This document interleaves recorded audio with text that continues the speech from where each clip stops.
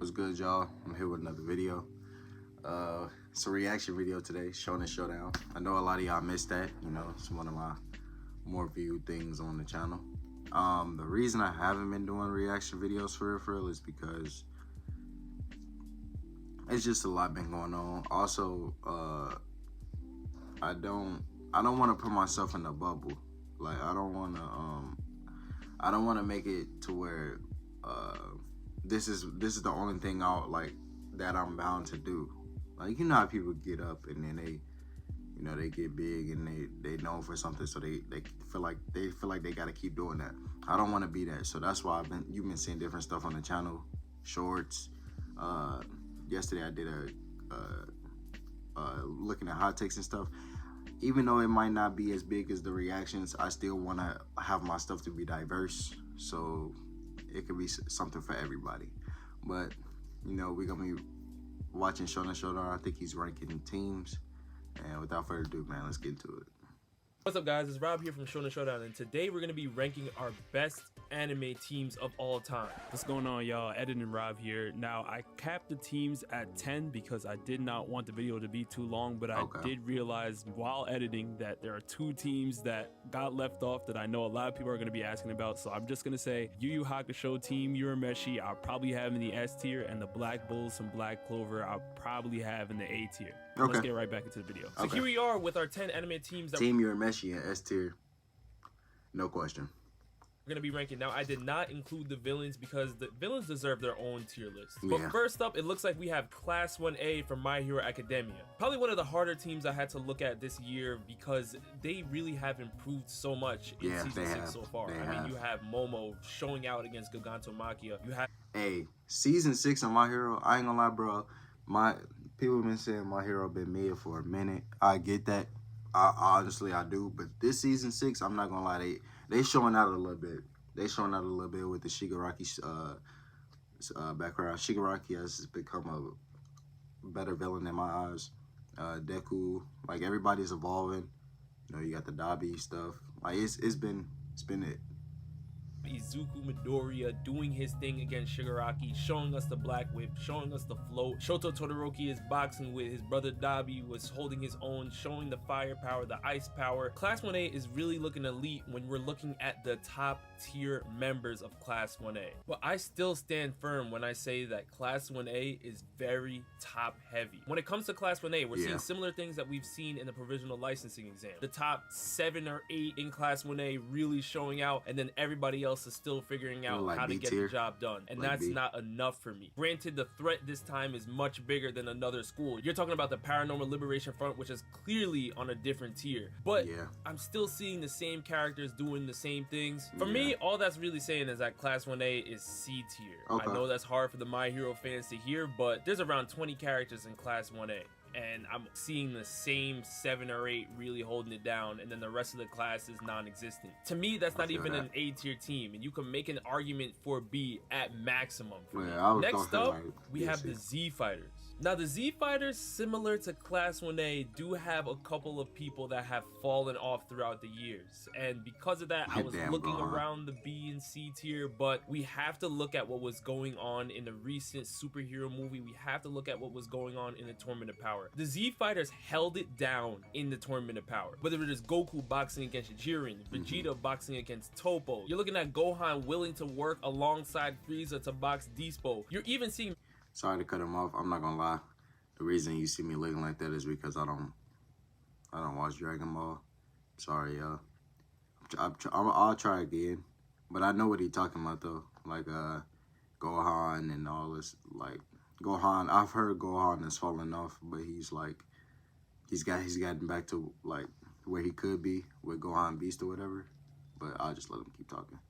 Master Roshi and Krillin fighting against some fodder opponents, and they're holding their own. But Orange Piccolo, that has shown out in the superhero movie, is top tier. Gohan Beast, that was shown out in the superhero movie, is top tier. When we're looking at the improvements that the Z Fighters have made, I'm thinking A tier for the Z Fighters, because we have to remember, even though when we think of the Z Fighters, we think of Goku, Vegeta, Gohan, Gotenks is here.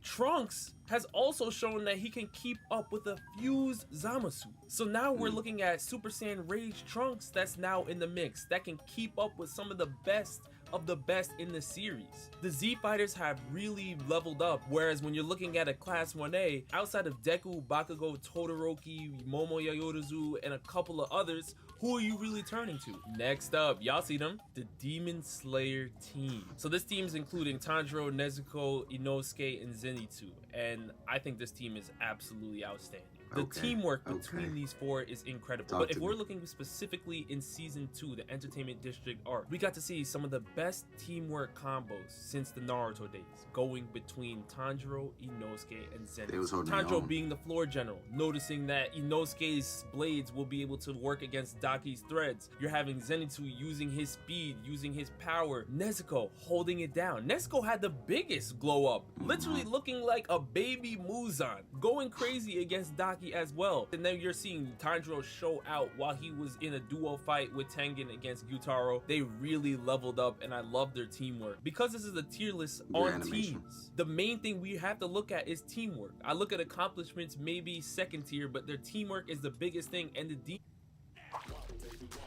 Monster Spill? Bounty, the quicker picker-upper.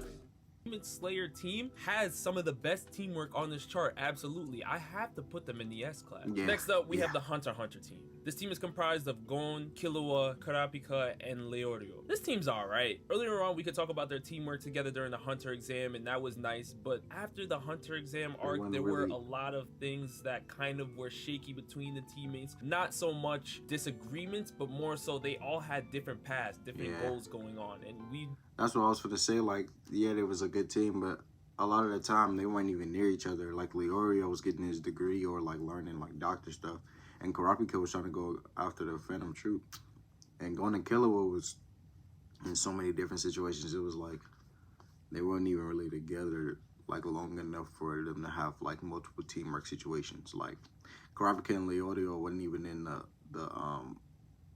Ant arc, so it was like, you know, that there are teams that are on this chart where every individual has their own goal, but they're still able to work together. The Hunter team is not really that way. Leorio kind of has his own thing that he wants to do. Kurapika is clearly trying to take down the Phantom Troop, literally putting Nen restrictions on himself to make sure that if you are a spider, you have to run when I'm in the vicinity. That's it. And we saw what happened in Uvogin as a result. Kurapika is a beast, but he has his own mission. He's trying to avenge his Kurta clan. When it really comes down to teamwork, the Hunter x Hunter team to me is really Gon and Killua, and then you're adding on the other two depending on what's going on. If a spider is involved, a Phantom Troop member is involved, Kurapika is showing up. If there's boxing going on at all, Leorio is missing. But when it comes to dealing with the politics, the chairman elections, we see Leorio having one of the biggest moments in the series and literally cursing out Gon's father. Each of these characters have their great moments, but when it comes to teamwork, that is Gon and Killua. They are in the conversation to be one of the best duos in all of anime of all time. Gon and Killua being as young as they are and being able to navigate Hisoka, Pito, and Illumi. They have really shown their intellect, their greatness, but Kurapika and Leorio are not always on that same tier. They're kind of... You really could argue that Gon and Killua is the best duo in anime. I'm gonna be honest, bro. Like, yeah, you have your Naruto and Sasuke's and your Goku and Vegeta's, but I ain't gonna lie, bro. Gon and Killua's friendship on its own, and them being a duo, like them knowing each other so well. Not saying the other characters don't, but like, I don't know, it's just different with them. On the outskirts of the team, and for that reason I'm putting them in the B tier, y'all. Yeah, I don't think that's a bad spot to put them. I just feel like their teamwork is not really all the way there with the four of them. Now next up, we have Team 7 from Naruto. We're talking Naruto, Sakura, Kakashi, and Sasuke. Now I know a lot of you guys already know where I'm headed, but in case you do not know, when I'm looking at somebody like Sasuke, I look at Team 7 and there's a lot of questions going on. Not to say that Sasuke's backstory wasn't one of the sadder ones in Naruto, because he clearly went through a lot. You're having your own brother Itachi literally take out your entire clan before you, and you don't understand all the things that are going on. But my one gripe with Sasuke is that the moment he figured out everything, I feel like his decisions after hearing the revelations were kind of unjustified. Not fully, partially unjustified. Naruto had his own issues that he was dealing with. Why would Sasuke think the best action is to just destroy everything and then try to become the Hokage? If y'all hear something in the back, it's probably like cars and like I got the heat on and stuff, so don't worry about that. Himself when Naruto is literally trying to help the entire situation. To me, it kind of defeated the purpose of what Naruto was trying to help out on. I understand that Sasuke was going through certain things, but that does not excuse him from the craziness that he caused Team 7. Now, I know a lot of you guys are probably going to be saying, well, Rob, if we look in the A tier, Vegeta is here. How are you going to put the Z Fighters in the A tier when Vegeta had a lot of issues going on? And you're absolutely right. But Sasuke's issues in Team 7 caused even more damage to the team. Literally, they had to pick up a new member inside. There's no replacement for Vegeta. If you don't have Vegeta, you either box against Vegeta or pray that he switches his mind. You cannot find any type of replacements. There's so much things that happen with Team 7. They had to switch members, all these things. Sakura tried to confess her love to Naruto, but it was cap anyway. All of these things that were happening in Team 7 were bad. But it's like, I'm not gonna lie, bro, he said that they got a replacement for Sasuke. In all actuality, there's no replacing Sasuke. Like, if they probably would have tried to get another Saiyan for Vegeta too. Just the stories are different, but there's no replacing Sasuke for real, for real. They still were looking for Sasuke. They didn't give a damn about Sai for real. Until later on, for real. Do you think that in the war arc they were able to kind of find somewhat of a common ground, and they literally took down the world's biggest threat at that time in Kaguya? Because of the war arc, I'll put them in the C tier.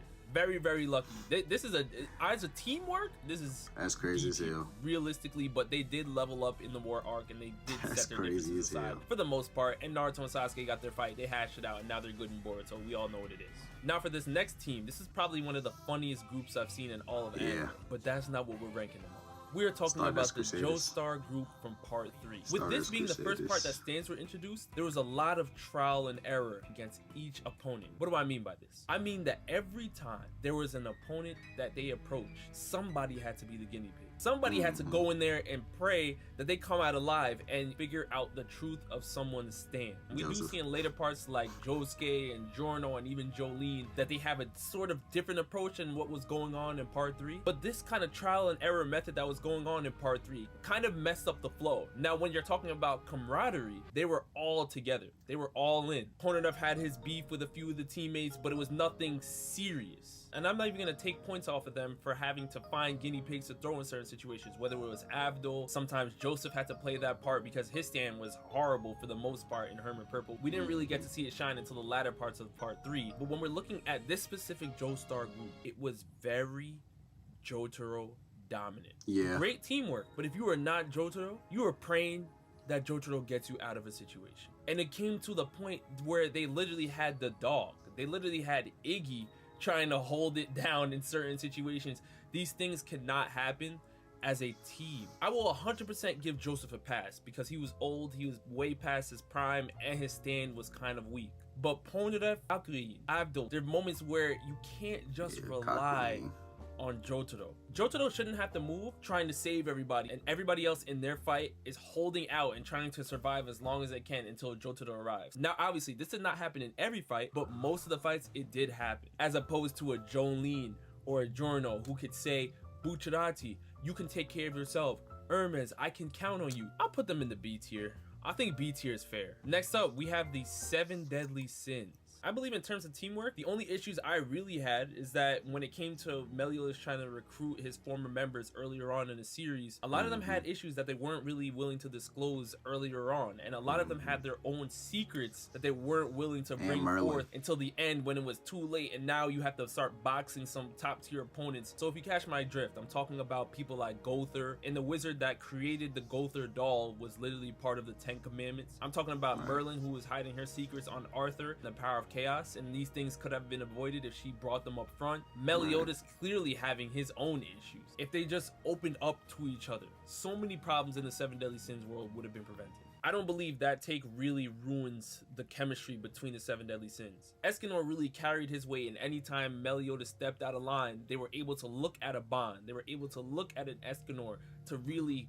draw Meliodas back in. Even Elizabeth, when she was able to awaken her powers, was able to help draw Meliodas back in. Because of what they were able to accomplish, take down the Demon King, help out with Meliodas' curse, and all of these extra things, and they only lost Escanor. That's a win in my book. I'm giving the 7 Deadly Sins A tier because of what they accomplished. I can see that. Next up, we have the Straw Hats from One Piece. If you don't know about the Straw Hats, go ahead and find out.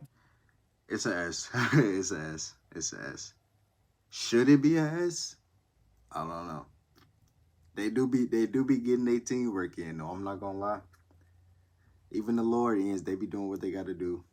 Oda, I just want to say, Oda, please give my man Usopp some shine. I know he's supposed to be the weakest, but man, let him get some type of power up or something, bruh. Stop having him look like this, please, bruh.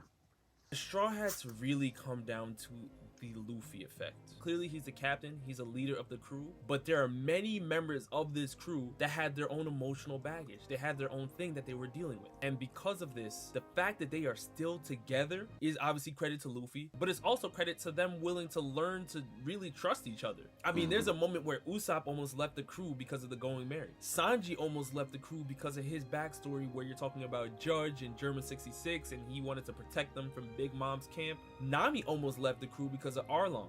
Robin almost left the crew because of the whole government in Ohara and all these things that she was trying to protect and take on for herself. Luffy didn't care about any of that. And that's what makes the Straw Hats so great. They are a Yonko level crew now. You're having the literal Straw Hat Grand Fleet that was assembled on the side, and they have gained so much power and notoriety that any move they make is felt throughout the entire One Piece world.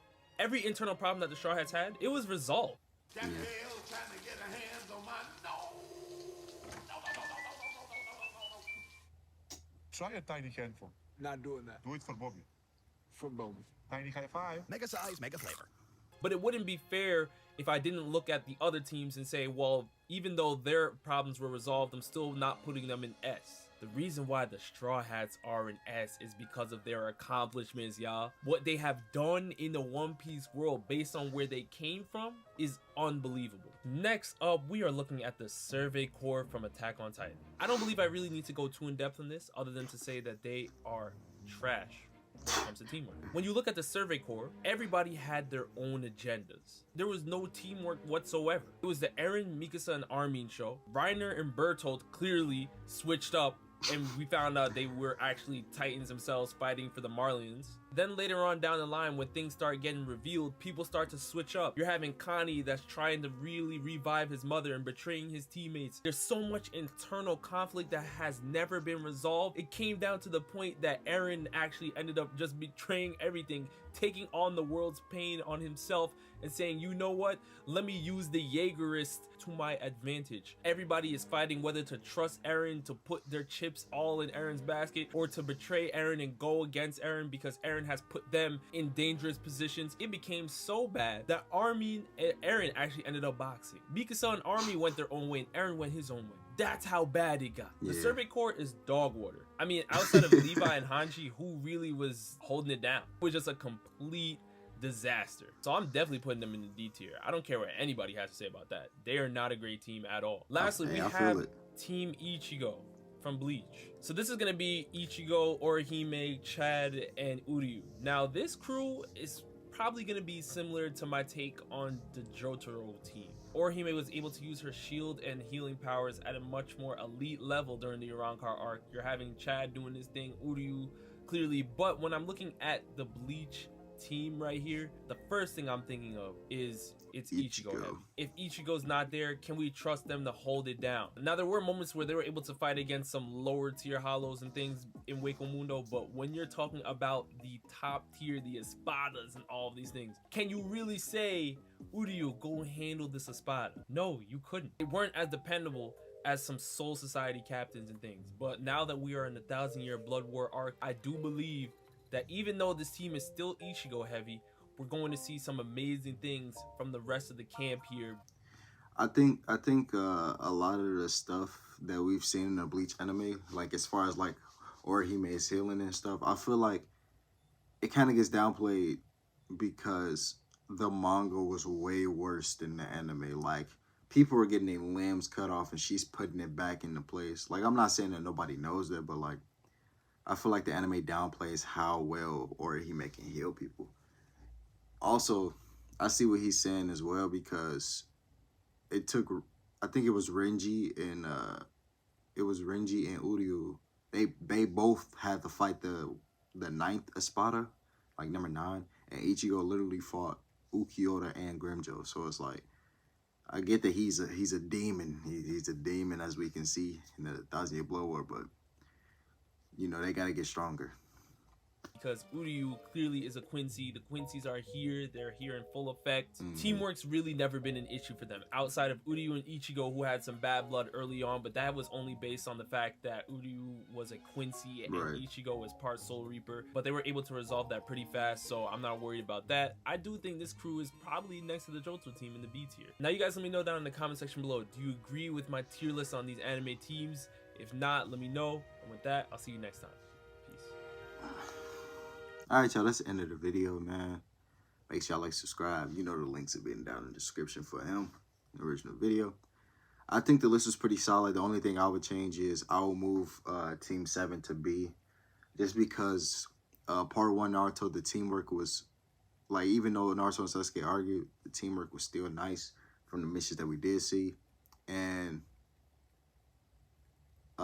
in Shippuden, the war arc, they done a lot. You know, even though Naruto and Sasuke wasn't near each other, their teamwork was still like this once they got down to it. And even in Boruto, with during the Shin arc, you know, Sakura came through and she did what she did. I understand where people be coming from with Sasuke not really rocking with them during all of Shippuden and like late Part 1, but man, when they work together, they can work together. But I understand it. But that's the end of the video, man. I'll see y'all later, man. I'm out. Foot on the gas, I'm flooring. Money hitting different now, the basic bitch is boring. She said she won't fuck with me, baby, and I'm for it. Know that I'm in love with green, other shit ignore it.